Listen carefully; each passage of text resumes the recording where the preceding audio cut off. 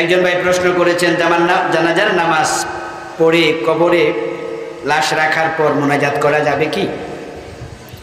জি ভাই, কবরে লাশ রেখে দাফন শেষ করে দোয়া করা যাবে। রাসূলুল্লাহ সাল্লাল্লাহু আলাইহি ওয়াসাল্লামের একটি সুন্নাহ ছিল, ইযা ফারাগা আন দাফানিল মাইয়িত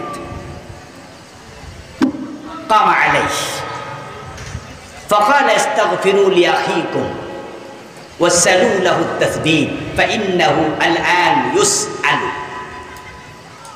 প্রিয় নবী সাল্লাল্লাহু আলাইহি ওয়াসাল্লাম লাশ দাফন করে তিনি চলে যেতেন না, কবরের পাশে তিনি দাঁড়াতেন।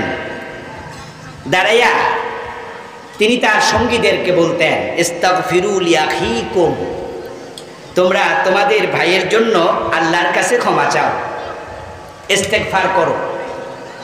ওয়াসআলু লাহু আত-তাসবীতা, তার জন্য আল্লাহর কাছে তাসবিত কামনা করো, বলো হে আল্লাহ, এই ভাইকে তো এখনই প্রশ্ন করা হবে, মান রাব্বুকা ওয়া মা দীনুকা। হে আল্লাহ, এই প্রশ্নের জবাব তুমি তাকে শিখিয়ে দাও, ইমানের উপরে অটল অবিচল তুমি রাখো। তোমরা এই দোয়াটা করো। কি বলছিলাম জানি? প্রিয় নবীজি সাল্লাল্লাহু আলাইহি ওয়াসাল্লাম বলতেন যে তার জন্য ক্ষমা চাও, তাকে এখন প্রশ্ন করা হবে, দোয়া করো। তাহলে দোয়াটা হাদিসে আছে, তবে সবাই মিলে করবেন না আলাদা আলাদা করবেন এ নিয়ে হাদিসে কোনো আলোচনা নাই। দোয়া আছে, তা আমরা যখন দোয়া একজনে করি তখন তো আরেকজনও করে। 10 জন লোক যদি থাকে তাহলে 10 জনই দোয়া করে, আর 10 জন একসাথে হাত তুললে তো একসাথে হয়ে গেল।